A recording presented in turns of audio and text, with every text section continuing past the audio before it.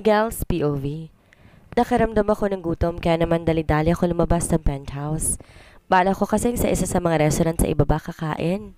Papunta rin si Lucas na may importante kaming pag-uusapan. Kaya naman sa baba ko na lang to kakausapin. Pagkababa ko agad kong nilibot ang aking paningin sa paligid upang maghanap ng restaurant na po pwede kainan habang naghihintay kay Lucas. Agad na naagaw ang aking pansin sa isang restaurant ko sa nakita ko, pumasok kaninang bata. Curious akong lumapit dito at nakita ko na maraming kumakain sa loob. Agad naman akong binati na isang staff na nag-a-assist ng mga bagong customers. "Hello sir, for dine-in po ba? May mga available pa pong table sa loob." Wika nito sa akin. Tumango ako kaya naman, agad akong inassist papasok sa loob ng restaurant. Sinamahan ako hanggang makaupo sa isang bakanting lamesa. Pagkatapos agad na binigay sa akin ang menu book. Pagkatapos kong sabihin dito ang aking order, agad din naman umalis ang waiter. Tahimik kong iniikot ang aking paningin sa loob ng restaurant. Masyadong busy ang mga staff dahil met mayang dating ng mga customers. May mga takeout orders din sila dahil may mga delivery riders akong nakikita. "Jean, paki-assist mo agad na nasa table number 5. Kanina pa nagreklamong customer dahil ang tagal daw ng order nila." Narinig ko pang wika ng isang pamilyar na boses. Napakunot naman ang noo ko at wala sa sarili.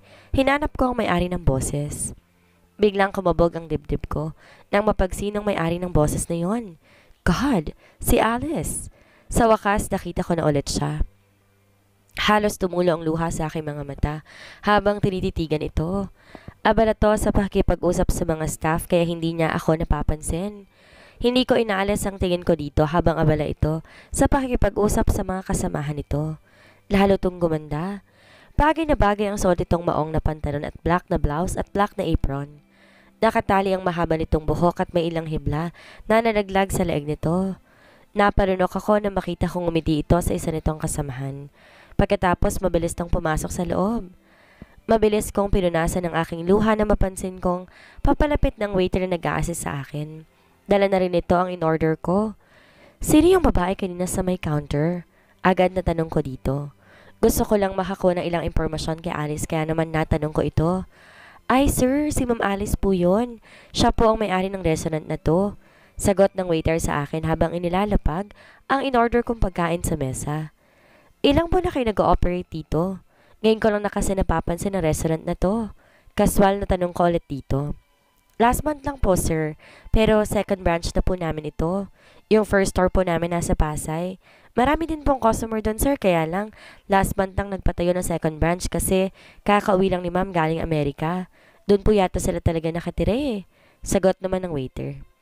Tumango-tango naman ako. Pagkatapos dumating si Lucas. Kaya naman tinanong na din to ng waiter ko anong gustong orderin. "Kamusta pala? Balita ko. Dumaan kanina ng opisina mo si Corina." Agad na tanong dito sa akin pagkaupo. Nakaalis ng waiter sa table namin. Hindi ako mimik at muling nilibot ko ang paningin sa buong paligid. Bago pa lang resto na to. Pero nakakain na ako sa isang branch ito sa Pasay. In fairness ha, nagustuhan ni Mrs. sa mga foods nila. Swak sa panlasa. Wika ulit ni Lucas. Hindi ko pa rin to sinagot at abala pa rin ang aking mga mata. Kakahanap kay Alice na siya namang napansin ni Lucas. "Miguel, may problema ba?" Tanong nito sa akin at tumingin sa paligid. Bumuntong hininga ako at seryoso itong hinarap. "Nandito si Alice." Pabulong kong wika dito. Natigilan naman si Lucas at seryosong inisa-isang tingnan lahat ng customer sa loob ng restaurant. "Nasaan siya? Sigurado ka ba?"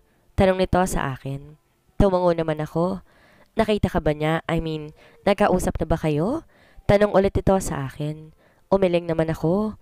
"Kung gano'n ano pang ginagawa natin? Puntahan na natin siya baka mamaya. After 5 years pa natin siya makita ulit." Wika ulit ni Lucas. Seryoso naman akong tumitig dito. Siya ang may-ari ng restaurant na to. Seryoso kong sagot kay Lucas. Nanlaki naman ng mga mata nito. "Talaga?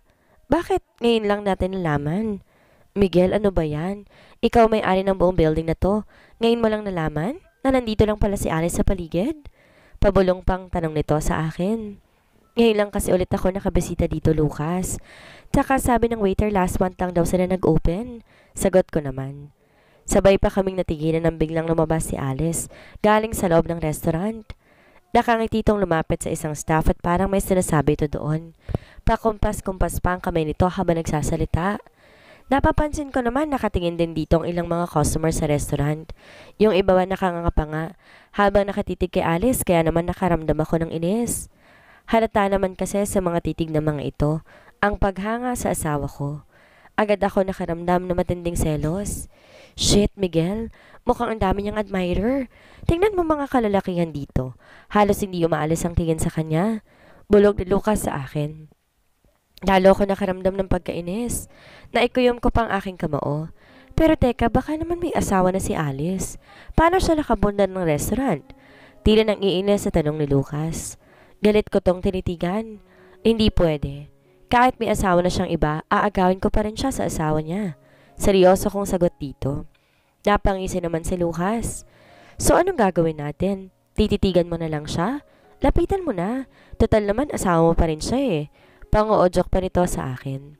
Napabuntong hininga naman ako dahil sa totoo lang, wala akong lakas ng loob na lapitan to ngayon. Hindi ko kasi alam kung ano magiging reaksyon nito kapag makita ako. Paano kung hanggang langit ang galit ito sa akin?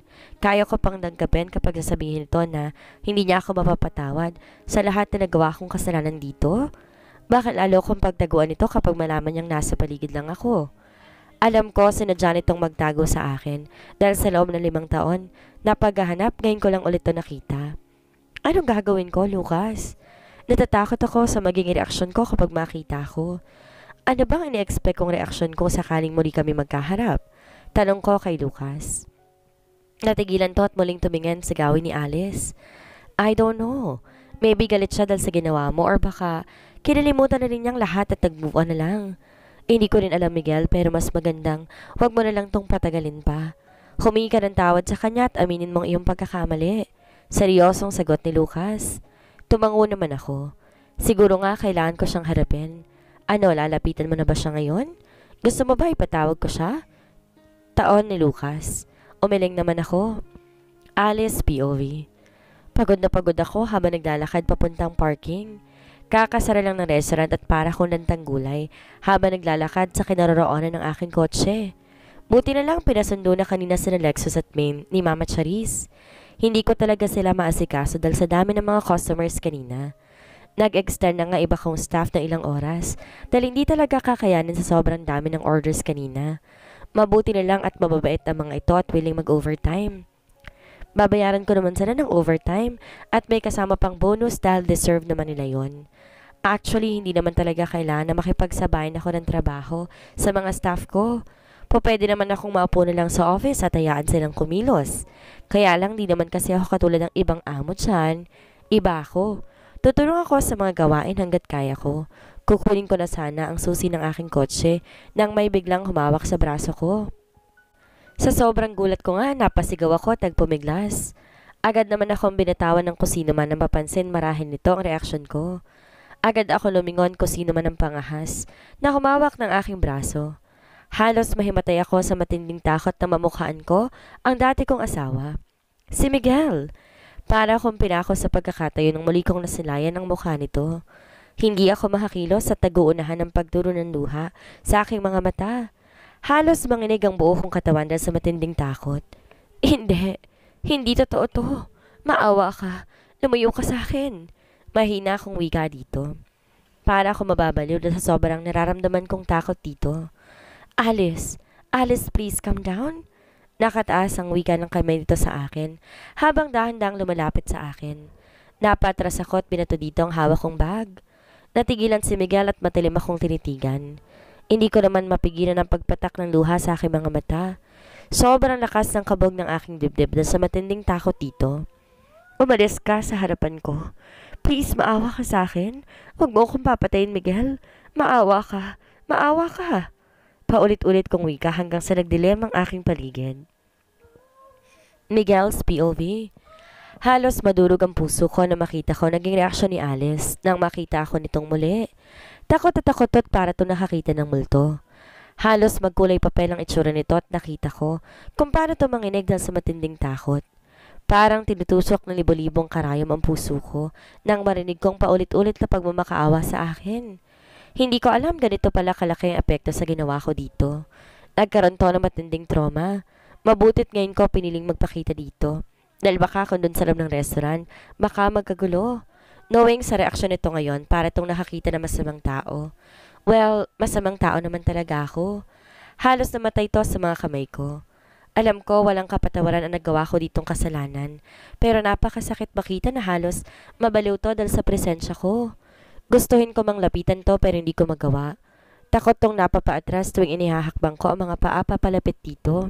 Pero agad ako napatakbo, palapit dito na makita kong matutumba to. Sakto naman, nasalo ko to bago pa bumagsak sa lupa. Alice! Alice! Tawag ko dito. Nawalan to ng malay kaya naman dali-dali ko tong binuhat at naglakad pabalik ng paradise.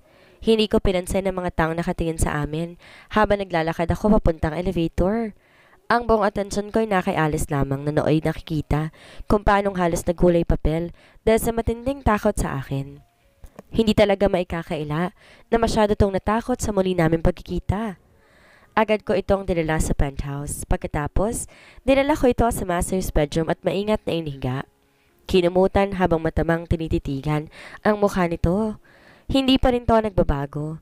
Napakaganda pa rin ito. Hindi ko alam kung bakit nagawa ko tong sakta ng sobra at hindi malang naniwala sa mga sinabi nito sa akin noon. Actually, hindi ko naman pala to binigyan ng pagkakataong magpaliwanag. Basta ko nilang tong hinusgahan. Basta ko nilang tong halos patayin sa bugbog. Agad kong kinuha ang aking cellphone at tinawagan si Lucas. Kailangan matingnan ng espesyalista si Alice. Sa nakikita ko kanina, hindi maikakaila. May matinding trauma tong nararamdaman sa akin. Hindi ako papayag na habang buhay ako nitong katatakutan. Gusto ko maibalik sa dati ang pagkasama namin. Gagawin kong lahat para mawala ang takot na nararamdaman nito. Miguel's POV. How is she? Agad kong tanong kay Dr. Montano pagkatapos itong suriin si Alice. Masyado ako nag-aalala sa kalagayan nito, kaya naman agad ko tong pinatawag kay Lucas upang personal na tingnan si Alice na noon ay wala pa ring malay. Don't worry, Mr. San Isidro. Masyado lang naalala ni Mrs. San Isidro ang nakaraan, kaya siya nagpanik nang makita ka. Siguro ang kailangan mong gawin sa ngayon iparamdam mo sa kanya na hindi ka threat sa buhay niya. Kailangan mo siyang suyuin para magbalik ang tiwala niya sa'yo. Sagot naman ni Dr. Montano. Paano ko lalo siyang magpanik pagkagising niya? Ano ang gagawin ko? Tanong ko ulit sa doktor. Bumuntong hininga naman ito. Miguel, huwag kang mag-expect na agad babalik ang tiwala niya sa'yo.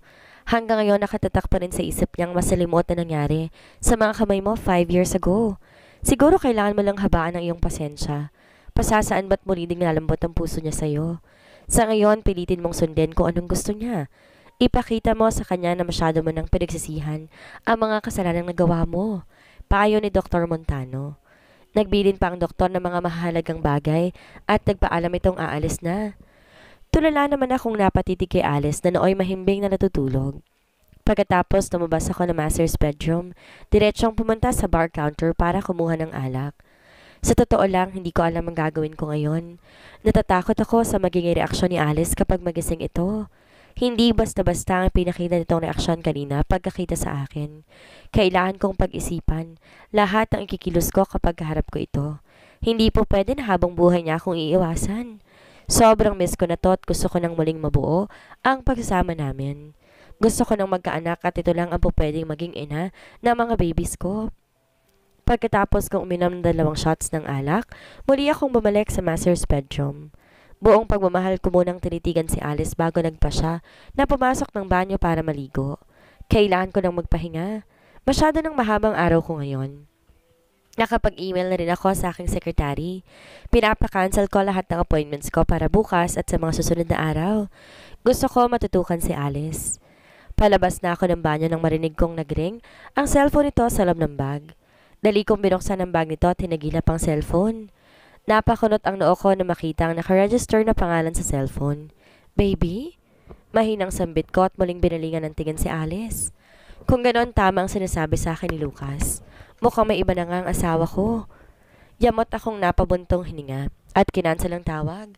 Pagkatapos inihagis ko sa kung saan ang cellphone. Hindi ko pa man nakakausap ng maayos si Alice pero naiinis na ako. Nagselos ako sa isiping may iba na itong mahal. Shit! Hindi ko matanggap ang bagay na yon. Matagal ko tong hinanap. Matagal ako naghintay, kaya hindi ako makakapayag na sa iba to mapupunta. Aminado ko malaki ang kasalanan kong nagawa dito. Masyado akong nasaktan emotionally, lalo na physically. Pero babawi ako. Babawi ako sa kahit anong paraang gusto nito. Wag lang ako nitong tuluyang kalimutan at iiwan para sumama sa iba. Hindi ko matatanggap ang bagay na yun. Kahit anong mangyari, pipilitin ko itong mahalin ulit ako. Akin lang si Alice. Hindi to po pwedeng mapunta sa iba. Makasarili na ako makasarili pero yun ang gusto ko. Nag-iisa lang si Alice kaya dapat lang na sa akin siya mapunta. Walang sino man ang po pwedeng magmahal sa kanya kundi ako lang. Yamot akong humiga sa tabi nito. Niyakap ko pa ito na mahigpit. Anak ba namin? Ang init ang katawan nito. Ang init na hindi ko man lamang naramdaman sa iba't ibang babae na nakaniig ko. Hindi ko na namalayan nakatulog pala ako. Hindi ko alam ko ng anong oras na, pero nagulat ako na may biglang sumigaw. Agad akong nagulat at napadilat dahil sa nakita ko si Alice sa isang sulok. Takot na takot to habang nakabaluktot. Alice? Honey? Ano nangyayari sa'yo? Wala sa sariling tanong ko dito. Akmang lalapitan ko to na magsalita ito. Hindi. Wag. Wag, maawa ka sa akin. Wag mo ako sasaktan, Miguel. Maawa ka. Umiiyak na wika nito habang kita-kita ko ang panginginig ng buo nitong katawan. Basang-basa ng luha ang mga mukha nito. Halos maligo na to sa sariling pawis kahit na malakas ang aircon dito sa kwarto. Parang kinukurot ang puso ko sa nakikita ko dito. Masyadong malaking iniwan na trauma nito dahil sa nagawa kong pananakit dito. Alice, no. No, honey. Promise hindi kita sasaktan. Malumanay kong wika dito at tinaas ko pa ang kamay ko. Lalo naman tong tumili at siniksik ang sarili sa sulok. Parang lalong tinutusok ng libo-libong karayom ang puso ko sa mga nasaksihan ko. Hindi ko na malayan ang pagturo ng luha sa aking mga mata habang awang-awa na nakatitig dito. Fine. Fine kung ayaw mo ako makita, lalabas ako ng kwarto. Relax ka muna dyan, honey. Malumanay kong wika dito at dahan-dahang pumunta sa pintuan. Nilingon ko muna to bago tuloy ang lumabas ng kwarto. Naisuntok ko pa ang kamay ko sa hangin dahil sa frustration. Napakahirap tanggapin ang babaeng buong pusong nagtiwala sa akin noon. Kinatatakutan na ako ngayon. Dala ng frustrations na nararamdaman, nagmamadali akong lumabas ng penthouse. Para akong baliw na nagpapalakad-lakad sa hallway.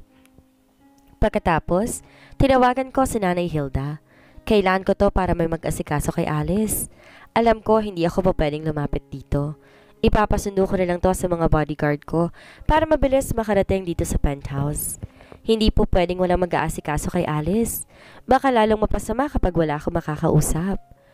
Alice POV. Nanginginig ang buo kong katawan na makita kong lumabas na ng kwarto si Miguel. Hindi ako makapaniwala na muli ako nitong makikita. Sobrang liit lang talaga ng Pilipinas at wala pa akong 2 buwan na nag-stay dito, agad nang nag-cruise ang aming landas. Hindi ako makapaniwala na sa pagising ko kanina, katabi ko ito sa higaan. Nagulat ako at agad na napasigaw. Akala ko panaginip lang ang lahat, pero nang hawakan ko si Miguel para ako nawala ng bait. Katabi ko ang lalaki nagpapahirap sa akin mula noon hanggang ngayon. Akala ko talaga sasaktan ako nito kanina na makita ko tong bumangon sa higaan. Akala ko talaga gagawin ulit nito ang mga ginawa sa akin noon. Pero laking pasalamat ko dahil walang sabi-sabi. Iniwan niya ako dito sa silid. Kahit papaano bahagyang napanatag ang aking kalooban. Iginala kong paningin sa kabuuan. Malawak ang naturang silid at may malaking kama. Halos kasing laki ang silid na ito sa mansyon kung saan ako nakatira doon. Kung saan ako ibinahay ni Miguel at sinaktan. Nagmamadali kong nilapitan ang aking bag na mapansin ko. Nakapatong to sa isang table. Agad kong kinalkal at hinanap ang aking cellphone. Halos maiyak ako dahil hindi ko to mahagilap. Tiyak na nag-aalala sa akin ang aking mga anak. Tiyak na hinahanap na nila ako. Lalo ako nilokob na matinding takot nang maalala kong aking mga anak. Paano kung malaman ni Miguel na nagsilang ako ng sanggol? Baka sasaktan din niya mga ito or baka gawin niya rin ang ginawa niya sa akin noon. Napailing-iling ako na maisip ang bagay na yon. Hindi ko alam kung paano nalaman dito dahil kahit anino pa lang ang nakikita ko dito, agad akong nilulukob ng takot. Napapitlag pa ako na muling nagbukas ang pintuan ng kwarto. Takot akong napabaling yung tingin upang tingnan kung sinong dumating. Naguunahan sa pagdulo ang luha sa aking mga mata na makita kong pamilyar na mukha. Si Nanay Hilda. Ang taang lagi kong kasama sa mansyon kapag wala si Miguel. Agad akong tumayo at mabilis na lumapit dito. Pagkatapos mahigpit ako niyakap. Nay Hilda, tulungan niyo po ako. Agad kong wika habang mahigpit ang kapit dito. Bigla ako nabuhay ng loob. Alam ko hindi ako pababayaan ni Nanay Hilda. Tiyak na pakinggan to ni Miguel. Parang nanay na ang turing niya dito eh. Alice anak, huminahon ka. Huminahon ka. Wika nito sa akin habang nararamdaman ko. Hinahaplos ito ang likod ko. Lalo naman ako napahagulhol ng iyak. Nahitulungan mo ko. Ayoko dito, baka sasaktan ulit ako ni Miguel. Nagmamakaawa kong wika dito. Kumalas naman sa pagkakayakap sa akin si Nanay Hilda. Inalalayan akong maupo sa kama. Alice, huminahon ka. Tumingin ka sa akin, titigan mo si Nanay Hilda. Malumanin na utos ito sa akin. Agad naman akong tumitig dito, habang patuloy sa pagdulong aking mga luha sa mata. Hindi kita pababayaan. Hindi na ako makakapayag na muli kanyang saktan kaya huminahon ka. Wika nito sa akin. Agad ko namang pinunasan ang luha sa aking mga mata na marinig kong katagang iyon. Ang assurance na hindi niya ako pababayaan. Alam mo bang masaya ako dahil nandito ka sa harap ko, Alice? Kay tagal akong inuusig ng aking konsensya dahil pakiramdam ko, napabayaan kita. Wika ni Nanay Hilda sa akin. Muli naman akong naluha. Huwag kang mag-alala. Nakausap ko na si Miguel. Nangako ko siya sa akin na hindi kanya muli pang sasaktan. Nagsisisi na siya sa lahat na nagkakamaling nagawa niya sa iyo, Alice. Wika ni Nanay sa akin. Hindi ako umimik. Nanatiling nakatitig lamang dito. Nakita ko kung paano nagdusa si Miguel sa pagkawala mo, Alice. Nakita ko kung paano siyang nagsisi sa lahat. Huwag mo naman sanang pailali ng takot na nararamdaman mo sa kanya. Dahil nakakasigurado ko hindi kanya uulitin mo rin ang mga kasalanan niya sa'yo. Pinagbayad niya ng mga taong sangkot sa lahat ng paghihirap mo noon.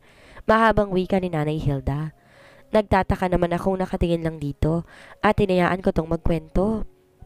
Medyo umayos na rin ang pakiramdam ko kahit papaano. Naalala mo ba si Maxie?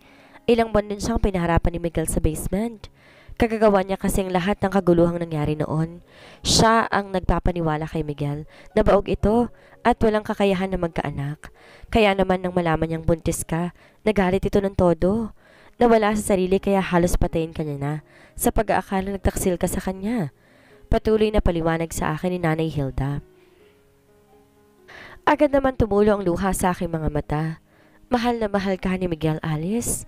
Nakita ko kung paano siya nagdusa sa pagkawala mo. Alam kong walang kaparatan ang ginawa niya sa'yo. Ang bilis ka lamang niyang hinusgahan. Pero sana nga, sana naman tanggalin mo ng takot na nararamdaman mo sa kanya. Payo sa akin ni Nanay Hilda. Umiling ako habang nag-uunahan ng pagpatak ng luha sa aking mga mata. Nakakatakot siya, Nay. Hindi ko alam kung kaya ko pa ba makapaglapit sa kanya. Hindi ko alam kung kaya ko pa bang tagalan ng presensya niya. Sagot ko dito. Awang-awa na naman sa akin si Nanay Hilda. Pagkatapos ay ngumiti ito sa akin. Alam ko mahirap kalimutan lahat, Alice, pero palagi kang magdasal. Ipalagay mo ang iyong kalooban kapag nasa paligid lamang siya. Nakangiti nitong wika sa akin at tinawakan ako sa kamay. Nagugutom ka na ba? Gusto mo bang kumain? Tanong nito sa akin. Di naman ako nakasagot dito. Nakakaramdam na rin kasi ako ng gutom at di ko alam kung nasan ako. Halika na. Nakanda ng lamesa sa labas. Kumain ka muna para naman makapag-isip ka ng maayos. Huwag kang mag-alala, wala si Miguel sa labas. Tayong dalawa lang nandito sa penthouse. Wika ulit ni Nanay Hilda. Tumango ako at napasunod na lamang dito. Tahimik kong ginalang paningin sa paligid. Maganda ang lugar. Kitang-kitang karangyaan sa buong paligid. Sa bagay, hindi na ako nagtataka pa kung kayang kunin lahat ng mga material na bagay na gusto ni Miguel. Sobrang yaman kasi nito. Aalis na po ako. Paalam ko kay Nay Hilda bago ko makarating sa dining area. Nilibot ko pa rin ang aking paningin sa paligid. Naninigurado na wala na si Miguel. Agad namang napatingin sa akin ng matanda. Saglit tong nag-isip at gumiti sa akin. Ayaw mo man lang bang tikman ang nihanda kong pagkain para sa iyo, Alice? Kung ganon, ihahatid na kita sa ibaba. Sagot ito sa akin at muling bumalik ng kwarto. Bit-bit itong aking bag na muling namabas at iniabot sa akin. Pasensya na po kayo, Nay Hilda. Baka po kasi nahanap na ako sa bahay eh. Ayoko pa mag-alala ng sobrang mga kasamahan ko. Hinging paumanhin ko sa matanda. Sige. Kung ano mas makabubuti, Alice. Pero sana magkita tayo ulit at makapagkwentuhan man lang. Matagal ka ring nawala at sobrang namimiss din kita. Nakangiti nitong sagot sa akin. Hayaan ninyo po, Nay Hilda. Hindi na iba sa akin si Nay Hilda. Ito ang lagi nakakausap ko nung nasa mansyon pa ako. Hindi rin lingid sa akin na itong halos nagpalaki kay Miguel. Hindi ko alam kung anong kwento ng pamilya ni Miguel, pero alam kong mas maraming nalalaman si Nanay Hilda. Hindi rin naman kasi ako nagtangkang magtanong noon. Inintay ko rin naman kasi na si Miguel ang kusang magkwento sa akin tungkol sa pinagdaanan niya nung bata pa siya. Wala kasi itong pinakilalang mga magulang noong kinasal kami. Pasensya ka na talaga sa kanya, Alice. Sana mag-usap kayo ng maayos. Tanggalin mo na sana ang takot sa iyong puso. Nagbago na siya at di niya na ulit magagawa pang saktan ka. Wika ni Nanay Hilda habang nasa elevator kami. Kung ganon, wala nga kami sa mansyon. Sa dati naming tirahan na naging success sa impyerno kong karanasan doon. Nagtaka pa ako ng pagbaba namin noon, bumungad sa akin ang pamilyar na lugar. Nandito pa rin pala kami sa Paradise Building. Lalo kong kinabahan sa isiping nasa paligid lang pala si Miguel. Kung pag-aari nitong isang unit na pinanggalingan namin kanina, maaring matagal na ako nitong nakikita sa restaurant. Uuwi ka na ba muna sa inyo? Kaya mo bang bumiyahe mag-isa? Sandaling naputol ang aking pag-iisip nang muling magsalita si Nanay Hilda. Masyado pang tahimik ang buong paligid. Agad kong sinipat ang suot kong relo. 4:00 pa lang ng umaga. Alam ko masyado na nag-aalala ang mga kasama ko sa bahay, kaya napagpasyan kong umuwi na lang muna.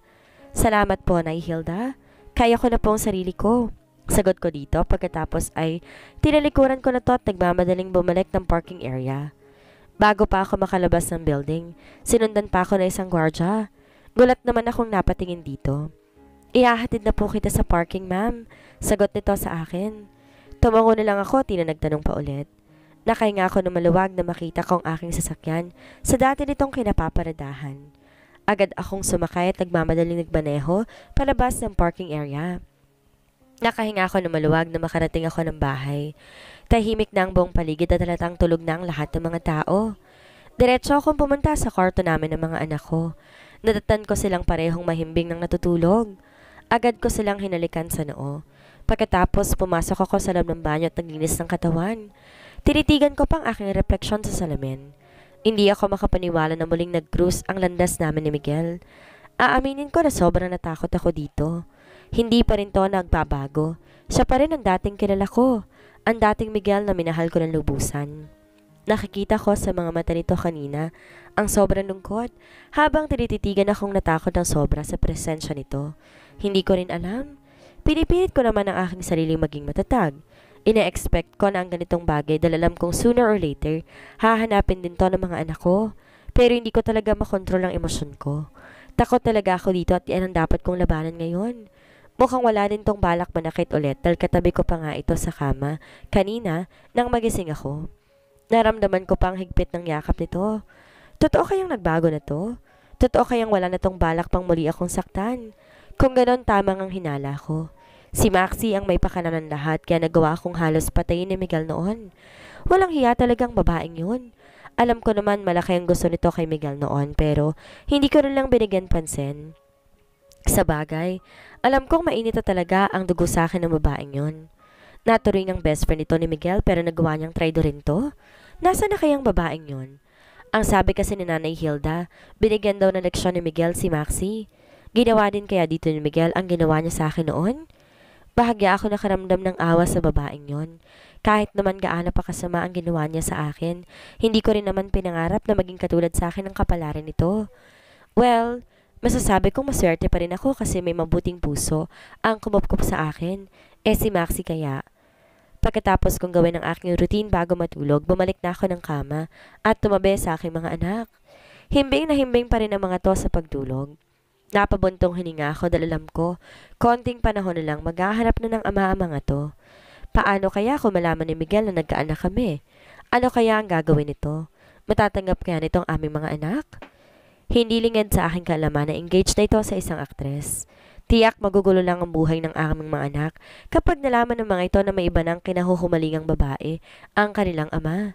Paano kung i-deny sila ni Miguel? Paano kung ayaw silang kilalaning anak? Mariin kong pinikit ang aking mga mata para kahit papaano ay makatulog. Tsaka ko naiisipin ang bagay na yan. Ang importante sa ngayon, ligtas ako nakauwi ng bahay. Kahit papaano naging maayos ang unang paghaharap namin ni Miguel.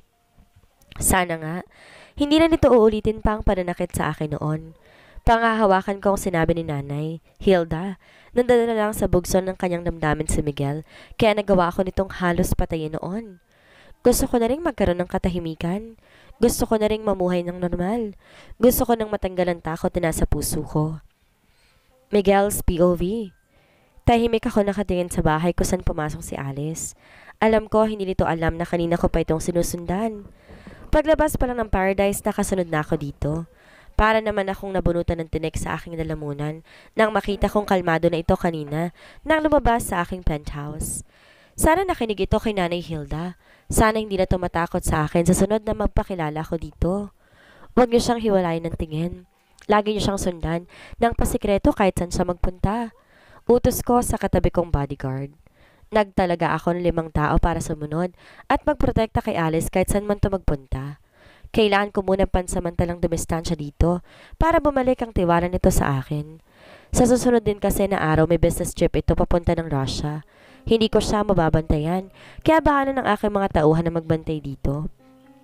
Bibilhan ko rin naman si Lucas na laging i-check si Alice. Tatapusin ko muna lahat ng business commitments ko bago ko pagtuunan ng pansin si Alice. Hindi naman kasi pwedeng basta-bastang iiwan lahat ng appointments ko sa aking mga business partners. Para din to sa amin at sa future namin. Agad ko sinanyasan ng aking driver na aalis na kami. Sa bagong tayong mansyon ako uuwi. Kailangan kong i-check kung kompleto na ba ang lahat ng gamit ko na nasa loob. Gusto ko maging perfect ang lahat kung sakaling may uwi ko si Alice doon. Pagdating ng mansyon, agad kong sinalubong si Nanay Hilda. Pagkaalis ni Alice ng penthouse, sumunod na ring umalis si Nanay Hilda. Nakangiti tong sumalubong sa akin. Mabuti dito ka umuwi, Miguel. Gusto mo bang ipaghanda muna kita ng makakain? Tanong nito sa akin.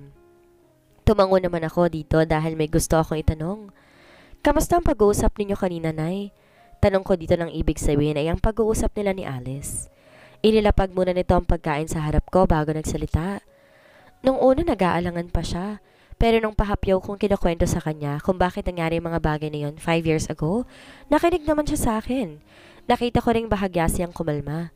Sagot naman ni Nanay Hilda sa akin. Tipid akong napangiti. Siguro kailangan lang niya ng enough time para makapag-isip, Miguel.